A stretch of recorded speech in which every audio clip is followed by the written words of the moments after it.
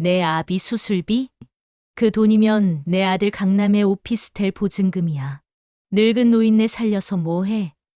그냥 죽게 둬. 어머니, 그 돈 제가 3년 동안 잠도 안 자고 투잡 뛰어서 모은 제 돈이에요. 제발 돌려주세요. 내 돈, 우리 집 귀신 됐으면 내 몸뚱이도 내 거야.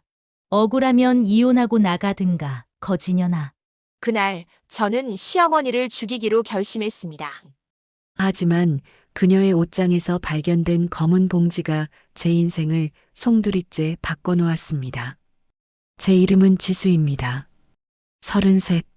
사람들이 말하길 딱 보기에도 착하게 생긴 얼굴이라고 했습니다. 어릴 때부터 그랬어요. 말대꾸 한 번 안 하고 시키는 건 묵묵히 해내고 누군가 힘들어 보이면 괜히 내가 더 움직이게 되는 성격. 엄마는 늘 말했습니다. 지수야, 착하게 살아야 복 받는다. 그래서 저는 정말로 착하게 사는 게 인생을 지키는 일이라고 믿으며 살았습니다. 결혼도 그렇게 했습니다. 연애할 때 남편 민주는 참 다정했어요. 말수가 적고 크게 화내지 않는 사람. 무엇보다 우리 엄마는 좀 강하지만 정은 많아라는 말을 자주 했죠. 그 말이 그렇게 무서운 말인 줄은 그땐 몰랐습니다. 결혼식 날 시어머니는 제 손을 꼭 잡고 말했습니다. 우리 집에 와줘서 고맙다. 내가 딸처럼 대해줄게. 그 말에 울컥해서 눈물이 날 뻔했죠. 그때까지만 해도 전 제가 정말 딸이 될 수 있을 거라 믿었습니다. 결혼하고 처음 들어간 집은 서울 외곽의 오래된 빌라였습니다. 신혼인데 왜 이렇게 낡은 데야? 친구들이 물었지만 저는 웃으며 넘겼습니다. 어차피 잠만 자는 집인데 뭐. 하지만 그 집은 제가 잠만 자는 공간이 아니라 하루 24시간 쉬지 않고 일해야 하는 직장이었습니다. 첫날부터 그랬어요. 새벽 5시, 알람보다 먼저 들리는 소리. 지수야, 아직도 자? 아침밥 안 해? 눈도 제대로 못 뜬 채 부엌으로 나가면 시어머니는 이미 거실에 앉아 TV를 보고 계셨습니다. 요즘 며느리들은 왜 이렇게 게을러? 우리 때는 말이야. 그 말로 하루가 시작됐죠. 출근 준비를 하면서도 밥을 짓고 국을 끓이고 반찬을 차려야 했습니다. 회사 가면 다들 알아서 먹잖아. 집안일은 내가 해야지. 그 말에 반박할 수 없었습니다. 왜냐하면 저는 며느리였으니까요. 회사에 도착하면 그제야 제 하루가 시작됐습니다. 대기업 대리, 남들 보기엔 번듯한 직장. 하지만 퇴근 후엔 다시 두 번째 출근이 기다리고 있었죠. 집에 들어가면 시어머니 발을 씻겨드리고 저녁상을 차리고 설거지를 하고 다음날 반찬을 만들고 그 사이 남편은 소파에 누워 핸드폰만 보고 있었습니다. 자기야, 엄마 말 너무 심하지 않아? 한번 조심스럽게 말했을 때 남편은 이렇게 말했어요. 엄마가 좀 직설적이긴 한데 너 생각해서 그러는 거야. 조금만 참자. 응? 그 말에 저는 또 고개를 끄덕였습니다. 참는 게 아내의 역할이고 며느리의 도리라고 믿었으니까요. 그러던 어느 날부터 이상한 일이 생기기 시작했습니다. 월급날이 되면 시어머니가 제 휴대폰을 달라고 하셨습니다. 이체 내역 좀 보자. 처음엔 아무 생각 없이 드렸습니다. 그러다 어느 달 이렇게 말씀하셨죠. 이번 달 성과급이 500이나 나왔네. 이건 내가 관리할게. 관리. 그 단어가 그렇게 무서운 줄 그때는 몰랐습니다. 그날 이후로 제 통장은 사실상 제 것이 아니었습니다.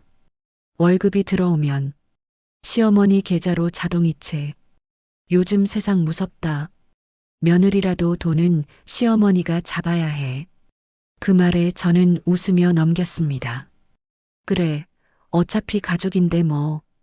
그렇게 스스로를 설득했죠. 결혼할 때 가져온 전세금 3억 원도 마찬가지였습니다. 이 돈 그냥 두면 썩어. 내가 잘 굴려줄게. 그 말을 믿은 게 제 인생에서 가장 큰 실수였습니다. 어느 날부터인가 통장 이야기를 꺼내면 시어머니의 표정이 굳었습니다. 왜? 나 못 믿어? 그 한마디에 저는 다시 입을 다물었습니다. 믿지 않으면 나쁜 며느리, 의심하면 못된 며느리. 그 프레임 속에서 저는 점점 말을 잃어갔습니다.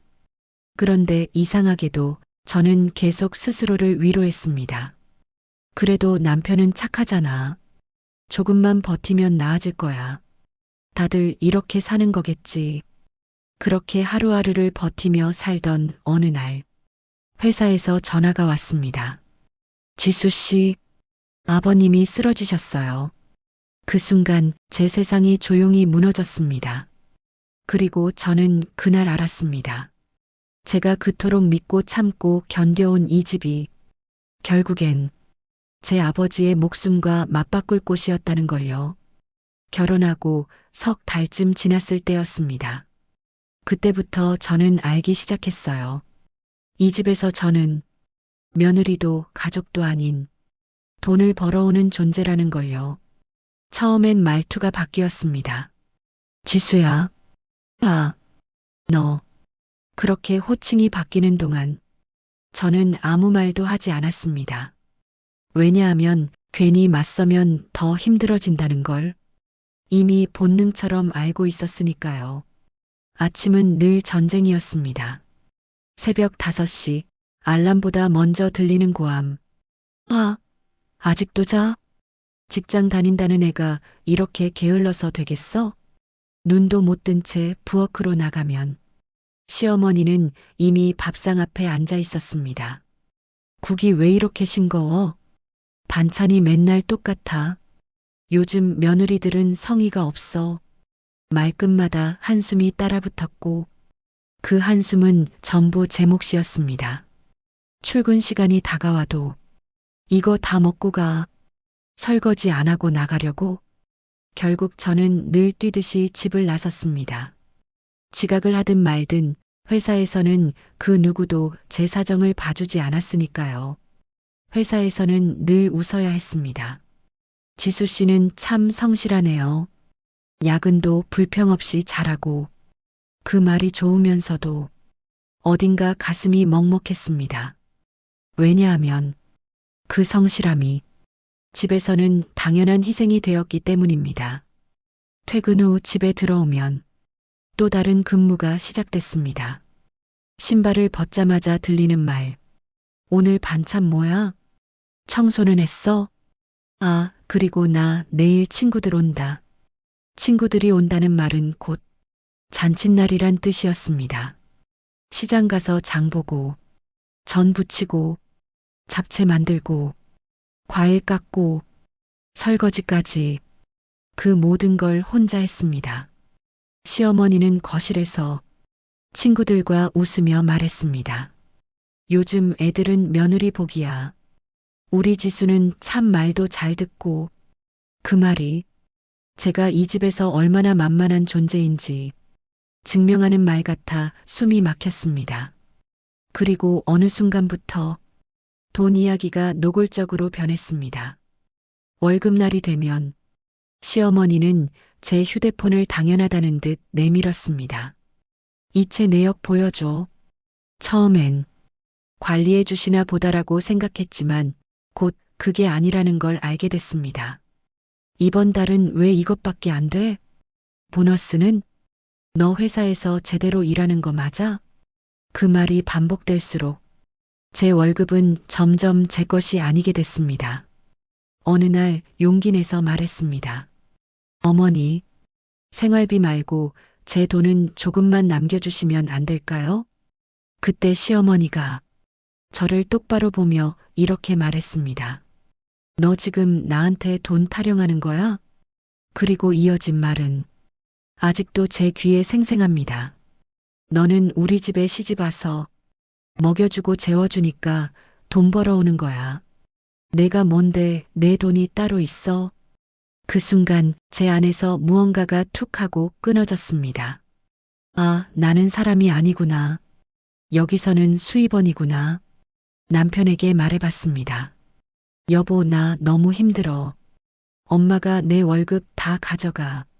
그때 민주는 짜증 섞인 목소리로 말했습니다. 아, 진짜, 왜 또 그런 걸로 그래? 엄마가 다 알아서 하잖아. 괜히 돈 문제로 집안 시끄럽게 하지 마. 그 말에 제가 얼마나 작아졌는지 모릅니다. 제 고통은 늘 유난이었고, 제 눈물은 예민함이었고, 제 한숨은 투정이었습니다. 어느 날은 이런 일도 있었습니다. 회사에서 상여금이 나왔던 날, 시어머니가 저를 부르더니 말했습니다. 이거 당장 보내. 어디로요? 내 계좌로. 너한테 있으면 쓰잘데기 없이 나가. 그날 밤 혼자 화장실에 앉아 울었습니다. 소리도 못 내고 손등을 물어뜯으면서 내가 왜 이렇게까지 살아야 하지? 그런데도 다음 날 아침이면 또 일어나 밥을 했습니다.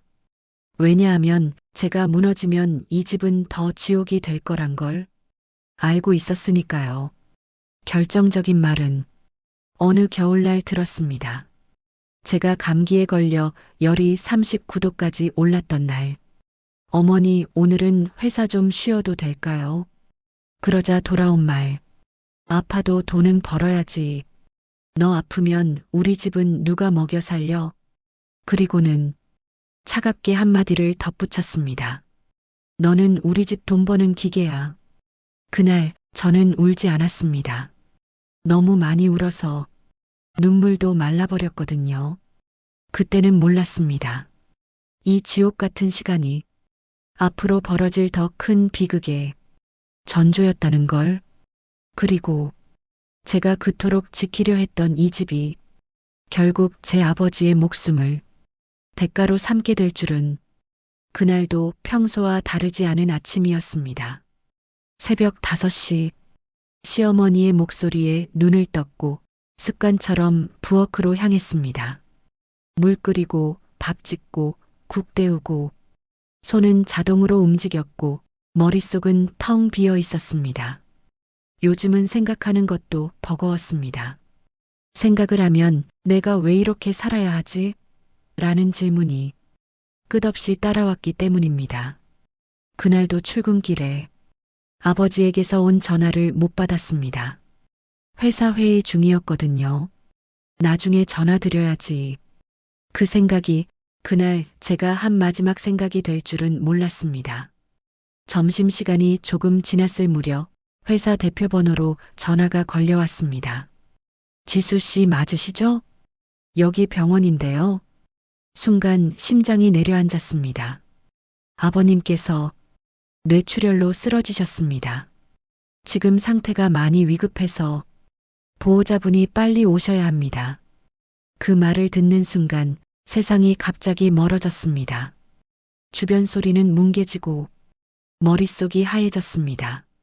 지금 수술을 해야 하는데 보증금이 필요합니다. 최소 3천만 원은 준비하셔야 합니다.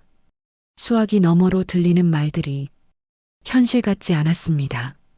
전화를 끊고도 한참을 제자리에서 움직이지 못했습니다. 손이 떨려서 가방 지퍼조차 제대로 열리지 않았습니다. 그때 제 머릿속에 떠오른 건 단 하나였습니다. 돈. 제가 벌어서 시어머니에게 모두 넘긴 돈. 그 돈만 있으면 아버지를 살릴 수 있었습니다. 저는 곧장 집으로 달려갔습니다. 회사의 양해도 구하지 않고 택시를 타고 집으로 향하는 내내 심장이 미친 듯이 뛰었습니다. 제발 아직 늦지 않았기를. 집에 도착하자 시어머니는 거실에서 TV를 보고 있었습니다. 저는 신발도 제대로 벗지 못한 채 그 앞에 무릎을 꿇었습니다. 어머니, 아버지가 쓰러지셨어요. 시어머니는 리모컨을 누르던 손을 멈추지 않았습니다. 그래서 그 반응에 저는 잠시 말을 잃었습니다. 지금 수술을 해야 한대요. 3천만 원이 필요하대요. 제 목소리는 이미 울음으로 젖어 있었습니다. 어머니, 제가 그동안 들인 돈, 그거 조금만 아니 전부 말고 일부만이라도 돌려주세요. 그 순간 시어머니가 천천히 고개를 들었습니다. 그리고 저를 보며 이렇게 말했습니다. 너 지금 나한테 돈 달라고 하는 거야? 그 눈빛이 너무 차가워서 몸이 굳어버렸습니다. 너희 아버지 수술이랑 내가 모아둔 돈이랑 무슨 상관이야? 저는 그 자리에서 완전히 무너졌습니다. 바닥에 이마를 대고 엎드리듯 말했습니다. 어머니, 제발이요. 제가 그동안 들인 돈만 해도 수억이에요. 아버지 한 번만 살려주세요. 그때 시어머니는 자리에서 일어나더니 부엌에서 컵에 물을 받아왔습니다. 그리고 제 얼굴에 그대로 끼얹었습니다. 차가운 물이 머리부터 얼굴까지 흘러내렸습니다. 정신 차려. 그녀는 아주 담담하게 말했습니다. 사돈어른 돌아가시면 호상이지. 나이도 있으신데 뭐. 그 말이 제 귀를 찢었습니다. 그리고 말이야, 그 돈이 내 돈인 줄 알아? 우리 집 들어온 순간부터 다 내 돈이야. 저는 그 자리에서 아무 말도 할 수 없었습니다. 몸이 떨렸고 숨이 막혔고 눈앞이 캄캄해졌습니다. 아버지 돌아가셔도 난 상관없어. 시어머니는 마지막으로 이렇게 말했습니다. 내가 울든 말든 그건 내 사정이지 내 사정은 아니야. 그 말을 듣는 순간 저는 알았습니다. 이 사람에게 저는 며느리도 가족도 아니었습니다. 병원에 도착했을 때는 이미 늦었습니다. 의사는 고개를 저었고 간호사는 조용히 고개를 숙였습니다. 보호자분, 조금만 더 빨리 오셨으면 그 말이 평생 제 귀에 남았습니다. 조금만 더 빨리, 조금만 더 돈이 있었으면, 조금만 더 용기 냈으면, 그날 아버지는 제 손을 잡지도 못한 채 세상을 떠나셨습니다. 장례식장은 믿을 수 없을 만큼 조용했습니다. 상주인 저는 영정사진 앞에서 멍하니 서 있었고 향 냄새조차 느껴지지 않았습니다. 그런데 끝까지 오지 않은 사람이 있었습니다. 시어머니, 그리고 남편, 민준에게 전화를 수십 번 했지만 받지 않았습니다. 나중에야 온 문자 한 통, 엄마가 장례식장 가면 괜히 말 나올 것 같대. 나도 상황 봐서 갈게. 그 문자를 보고 제 손이 부들부들 떨렸습니다. 아버지가 돌아가셨는데 말 나올까봐 오지 않는 사람들. 그날 밤 저는 영정사진 앞에서 조용히 속삭였습니다. 아빠, 미안해. 내가 너무 못났어. 그리고 그 순간 마음속에서 무언가가 완전히 꺼졌습니다. 장례가 끝난 날 밤, 저는 집으로 돌아와 가방을 내려놓고 조용히 앉았습니다. 울음도 나오지 않았습니다. 눈물은 이미 다 말라버린 뒤였습니다. 그때 문득 이 생각이 들었습니다. 이 집을 나가지 않으면 나는 결국 죽겠구나. 그게 제가 처음으로 스스로를 위해 한 생각이었습니다. 그리고 그날 밤 저는 결심했습니다. 이 지옥에서 반드시 벗어나겠다고 장례를 치르고 집으로 돌아온 날 밤 집은 이상할 만큼 조용했습니다. 아니, 정확히 말하면 아무 일도 없었던 집처럼 조용했습니다. 향 냄새도 울음도 죽음의 기운조차 없는 집. 마치 아버지가 돌아가신 일 따위는 이 집과는 아무 상관도 없다는 듯 현관에 들어서자마자 익숙한 목소리가 들렸습니다. 야, 왜 이렇게 늦게 와? 시어머니였습니다. 소파에 앉아 TV를 보며 아무 일 없다는 듯 말하더군요. 밥은? 나 배고픈데. 그 말에 제 안에서 무언가가 뚝 하고 끊어졌습니다. 아버지의 영정 사진이 아직 눈앞에 어른거리는데 이 사람은 지금 밥을 찾고 있었습니다. 저는 신발도 벗지 않은 채 그 자리에 서 있었습니다. 어머니, 제 목소리는 제가 들어도 이상할 만큼 차분했습니다. 오늘이 어떤 날인지 아세요? 시어머니는 리모컨을 누르며 대답했습니다. 뭐, 장례 끝난 날이겠지. 그래서 뭐? 그 순간 제가 왜 그동안 아무 말도 못했는지 이해가 되었습니다. 이 사람은 애초에 이해할 수 있는 사람이 아니었습니다. 그날 밤 저는 방으로 들어가 문을 잠갔습니다. 그리고 처음으로 남편에게 전화를 걸었습니다. 수십 통, 100통이 넘도록 받지 않았습니다. 메시지를 남겼습니다. 민준아, 나 더는 못 버티겠어. 아버지 돌아가셨는데 너희 집은 아무 일도 아닌 것처럼 굴어. 나 진짜 무너질 것 같아.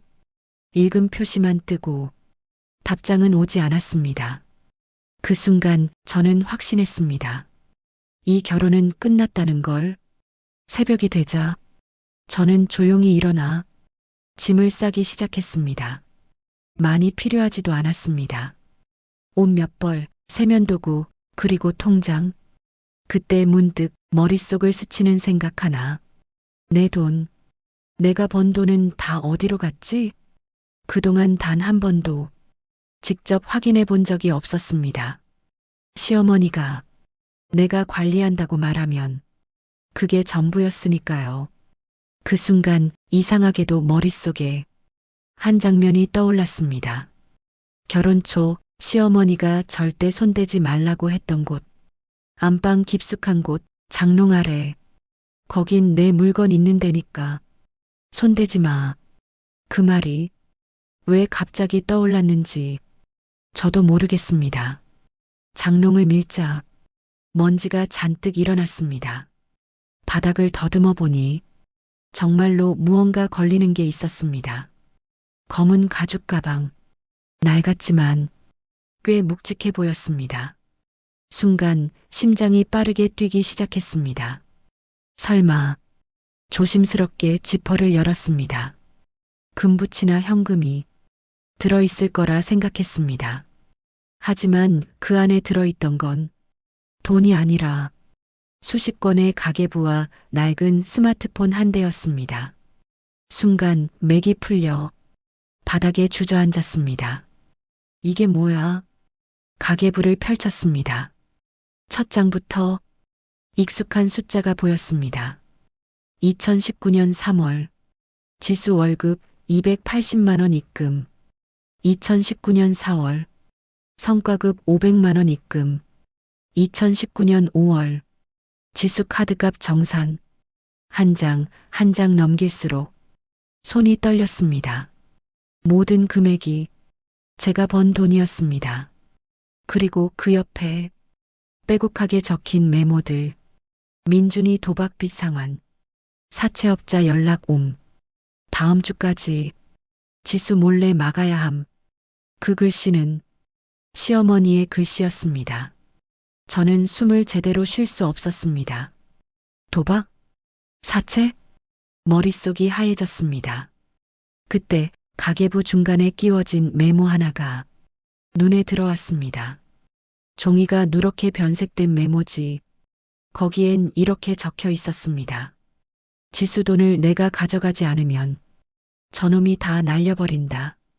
사채꾼들이 집으로 찾아오기 시작했다. 지수가 알면 무너질 게 뻔하다.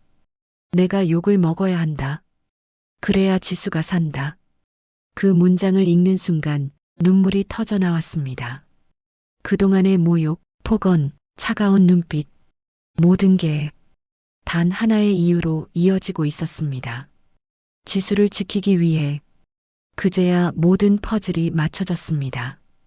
왜 시어머니가 제 월급을 그렇게 철저히 관리했는지, 왜 한 푼도 쓰지 않고 늘 초라한 옷을 입었는지, 왜 백화점 쇼핑백을 들고 와도 그 안엔 늘 잡동사니 뿐이었는지, 왜 제가 돈 이야기를 꺼낼 때마다 그토록 격하게 화를 냈는지, 그건 욕심이 아니라 두려움이었고 냉정함이 아니라 결심이었습니다. 이 아이만큼은 망가지게 하지 말자. 그 마음 하나로 평생 악역을 자처한 여자. 그때 가계부 맨 뒤에 끼워진 하얀 봉투 하나가 떨어졌습니다. 제 이름이 적혀 있었습니다. 지수에게. 손이 떨려 한참을 망설이다 봉투를 열었습니다. 안에는 짧은 편지가 들어 있었습니다. 지수야, 이걸 내가 보게 된다면 나는 이미 너한테 많이 미움받았겠지. 그래도 괜찮다. 내가 살아있으면 그걸로 됐다. 민준이는 이미 늦었다. 하지만 너는 아니야. 그러니까 이 돈 가지고 도망쳐. 이혼하고 다시 시작해. 나를 용서하지 않아도 된다. 대신 내 인생은 지켜라. 미안한 시어머니가. 그 편지를 읽는 순간 저는 그대로 주저앉아 울음을 터뜨렸습니다. 소리도 참지 못하고 아이처럼 울었습니다. 그날 새벽 저는 짐을 다시 풀었습니다. 하지만 이번엔 도망치기 위해서가 아니라 끝내기 위해서였습니다. 이혼 서류를 꺼내고 천천히 이름을 적었습니다. 그리고 처음으로 이렇게 말했습니다. 이제 그만할게요. 그 순간 제 인생이 다시 숨을 쉬기 시작했습니다. 이혼 서류에 이름을 적고 나니 마음이 이상할 만큼 고요해졌습니다. 분노도 슬픔도 한꺼번에 빠져나간 뒤의 공허함. 마치 오랫동안 꽉 쥐고 있던 것을 이제야 내려놓은 느낌이었습니다. 그날 아침 저는 집을 나서며 마지막으로 뒤를 돌아봤습니다. 이 집에서 웃었던 적은 거의 없었지만 그래도 제 인생의 가장 긴 시간이 여기에 묻혀 있었으니까요. 문을 닫고 나오는데 문득 이런 생각이 들었습니다. 시어머니는 지금 뭘 하고 있을까? 이상하죠. 그토록 미워했던 사람인데 마지막 순간에 떠오른 얼굴이었습니다. 그날은 흐린 날이었습니다. 하늘이 잔뜩 내려앉은 것처럼 공기가 무거웠습니다. 저는 아무 생각 없이 집 근처 재래시장을 걷고 있었습니다. 사람들 틈에 섞여 걷다 보니 어디선가 익숙한 목소리가 들렸습니다. 아이고 죄송해요. 금방 치울게요. 고개를 들었을 때 그 목소리의 주인을 보고 순간 숨이 멎는 줄 알았습니다. 시어머니였습니다. 시어머니는 허름한 앞치마를 두르고 시장 끝자락 식당에서 바닥을 닦고 있었습니다. 예전에 제가 알던 모습과는 너무도 달랐습니다. 늘 곧게 펴고 다니던 허리는 잔뜩 굽어 있었고 손은 세제에 짓물러 군데군데 갈라져 있었습니다. 그 손으로 화장실 바닥을 닦고 있었습니다. 순간 머릿속이 하얘졌습니다. 저분이 정말 우리 시어머니 맞아? 그때 주인이 소리를 질렀습니다. 아줌마, 거기 좀 제대로 닦아요. 손님 미끄러지면 책임질 거예요? 시어머니는 고개를 숙인 채 연신 고개를 끄덕였습니다. 죄송해요. 금방 다시 할게요. 그 모습이 너무도 낯설어서 저는 그 자리에 얼어붙었습니다. 어머니, 제가 이름을 부르자 그분은 천천히 고개를 들었습니다. 그리고 저를 보는 순간 눈이 크게 흔들렸습니다. 지수야? 그 목소리는 제가 처음 듣는 목소리였습니다. 늘 날카롭고 단단하던 목소리가 아니라 부서질 것처럼 떨리는 소리. 저는 아무 말도 하지 못한 채 그 앞에 서 있었습니다. 그러자 시어머니는 급하게 앞치마로 손을 닦으며 말했습니다. 여긴 왜 왔어? 아니, 내가 여기 오면 안 되는데. 그 말에 가슴이 철렁 내려앉았습니다. 왜요? 왜 제가 오면 안 되는데요? 그녀는 잠시 주위를 둘러본 뒤 작게 말했습니다. 사람들 보는 데서 말하지 말자. 그리고는 식당 뒤편으로 저를 데려갔습니다. 좁은 골목, 쌓인 박스들 사이에서 시어머니는 한참을 말없이 서 있었습니다. 그러다 천천히 입을 열었습니다. 이혼 서류 봤다. 그 말에 심장이 덜컥 내려앉았습니다. 민준이 도장은 내가 찍어놨다. 그 말에 저는 아무 말도 할 수 없었습니다. 너한테 전화하려다가 차마 못했어. 그녀는 고개를 떨구며 말했습니다. 내가 너한테 무슨 말을 할 수 있겠니? 순간 참고 있던 감정이 터져 나왔습니다. 왜요? 왜 그렇게까지 하셨어요? 차라리 말이라도 해주셨으면. 제 목소리는 거의 울부짖음에 가까웠습니다. 왜 저한테 그렇게 잔인했어요? 왜 저를 그렇게 만들었어요? 그때 시어머니가 조용히 웃었습니다. 아니, 웃으려다 울음을 삼킨 표정이었습니다. 지수야. 그녀는 제 이름을 처음으로 부드럽게 불렀습니다. 너한테 말하면 넌 무너졌을 거야. 그럼 같이 버텼을 수도 있잖아요. 그 말에 시어머니는 고개를 저었습니다. 아니, 너는 나랑 달라. 그리고 이어진 말은 제 가슴을 완전히 무너뜨렸습니다. 나는 이미 망가진 인생이야. 근데 너는 아니잖아. 그녀는 주머니에서 구겨진 휴지를 꺼내 손을 닦으며 말했습니다. 민준이는 내가 낳았지만 내가 책임질 수 없는 괴물이 됐어. 그 말에 저는 숨을 삼켰습니다. 도박이 처음은 아니었어. 결혼 전부터였어. 내가 오기 전부터 이미 수천만 원을 날렸어. 그래서 그 돈을, 그래, 내가 번 돈으로 막았어. 그녀는 고개를 떨군 채 말했습니다. 내가 모르게 내 이름이 더럽혀지지 않게, 사체가 너한테 오지 않게. 그녀의 목소리는 점점 작아졌습니다. 그래서 내가 욕을 먹기로 했어. 나 하나가 악마가 되면 너는 살 수 있을 것 같았거든. 저는 아무 말도 할 수 없었습니다. 머릿속에서 그동안의 모든 장면이 다시 재생되듯 스쳐 지나갔습니다. 차가운 말투, 모욕적인 말, 돈을 빼앗던 손, 그 모든 것이 사실은 저를 밀어내기 위한 연기였다는 걸 이제야 이해했습니다. 왜 그렇게까지 하셨어요? 그때 시어머니는 제 손을 잡았습니다. 그 손은 거칠고 갈라지고 차가웠습니다. 너까지 무너지면 난 진짜 아무 의미 없는 사람이 되잖아. 그리고 조용히 말했습니다. 너는 내가 낳지 못한 딸이야. 그 말에 저는 결국 울음을 터뜨렸습니다.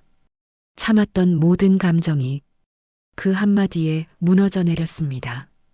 시어머니는 제게 작은 봉투 하나를 내밀었습니다. 이거 내 거야. 안에는 통장과 인감 그리고 낡은 사진 몇 장이 들어 있었습니다. 사진 속에는 제가 웃고 있는 모습이 담겨 있었습니다. 몰래 찍은 듯한 사진들이었습니다. 회사 앞에서, 버스 정류장에서, 비 오는 날 우산 쓰고 있는 모습까지 괜히 찍어놨다. 그냥 보고 싶어서.